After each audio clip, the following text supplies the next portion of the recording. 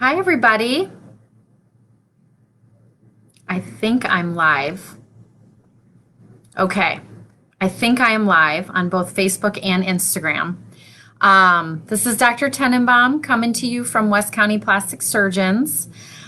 Today, I am talking to you about kind of a subject that is a little bit private and that a lot of women feel a little embarrassed about talking about, but many of you have probably heard of it, and it is called labiaplasty. So, what labiaplasty is, I think there are some misconceptions about what it is. Labiaplasty is generally used to describe a procedure that we do in plastic surgery to decrease the size or the length of the labia minora. So I'm not going to show you guys any pictures today or do any graphics, but basically the labia minora are the inner lips of the vagina and the labia majora are the outer lips. And so in general, all types of anatomy are very normal. That's something that I always tell all of my patients when they come to see me for this. The first thing is that this is very, very normal. Anatomy in that area, especially, just like all areas of our bodies, come in all shapes and sizes, and it's extremely normal. But for some women, if the labia minora are a bit long, or asymmetric, it can be really bothersome. So a lot of women just simply really don't like the way it looks, especially if it protrudes beyond the labia majora. They don't like the way that looks and it makes them feel uncomfortable or self-conscious.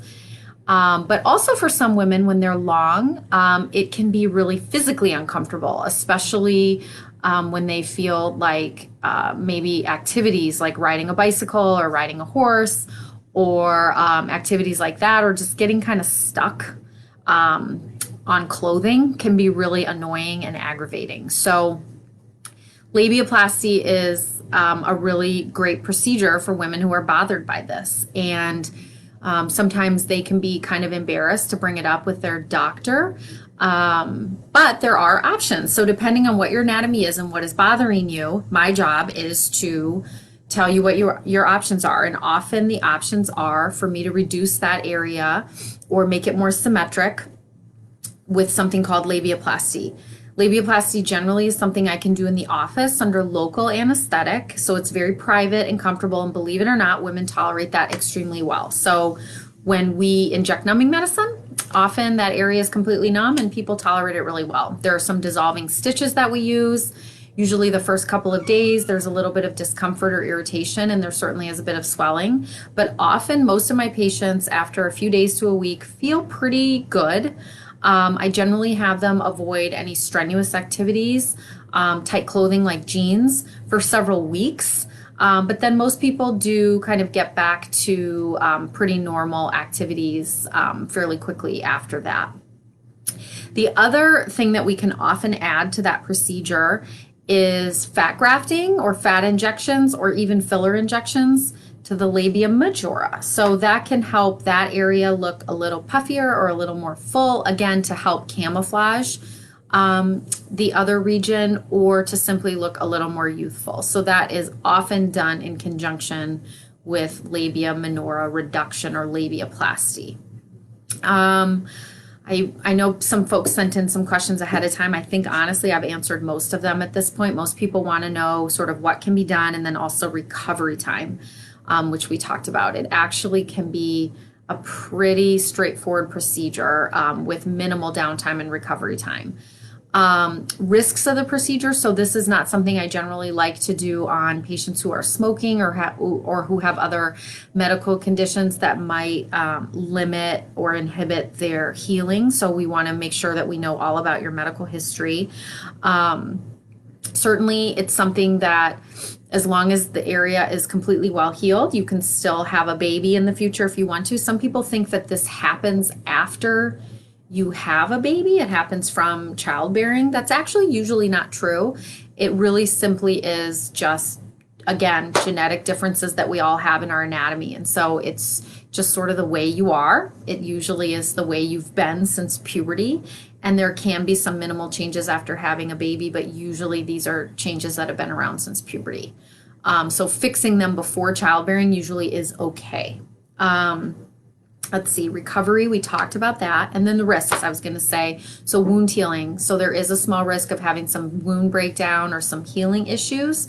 Luckily, that's not terribly common as long as we teach you the appropriate way to care for the area. And I put you on a couple of different medications to help as well. And then we see you in the office, make sure that you're well healed. And then usually after a few weeks, I kind of release you back to all your normal activities. Usually the scar that results in this area is very difficult to see. So sometimes that can be a concern for people, but it's off. I usually tell people, usually the only people that will notice that would be me and your gynecologist. And even sometimes I have a hard time seeing that scar after several months to a year. So it usually heals pretty well and is very nicely camouflaged. So that's another good option. So this is a short live session. I hope you guys learned a lot. If there's any other questions that come through, let me just take a quick peek here.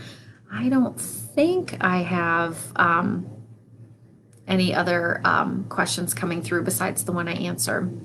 Can you drive yourself home? Yes, you can drive yourself home.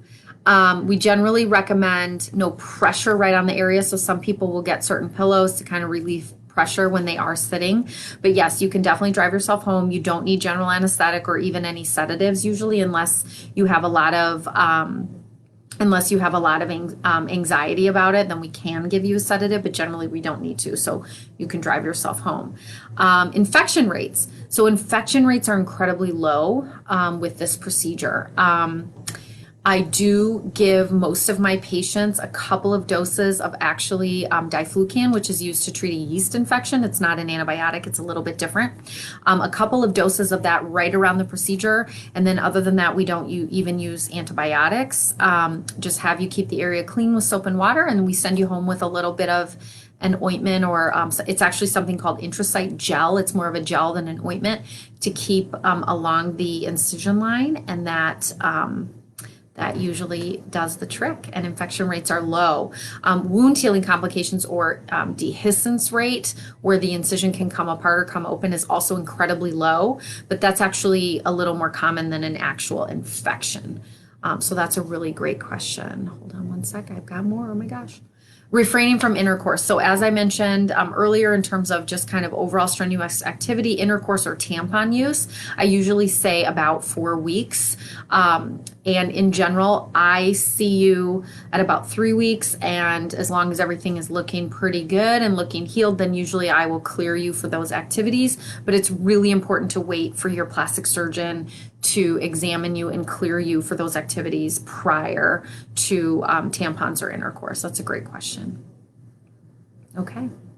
All right, guys, I hope you have a good rest of your Thursday, and I'll see you again soon for another live. And I did this also on my Instagram. I haven't done that in the past, but I'm going to try to keep doing that in the future. So thanks, everybody. See you soon.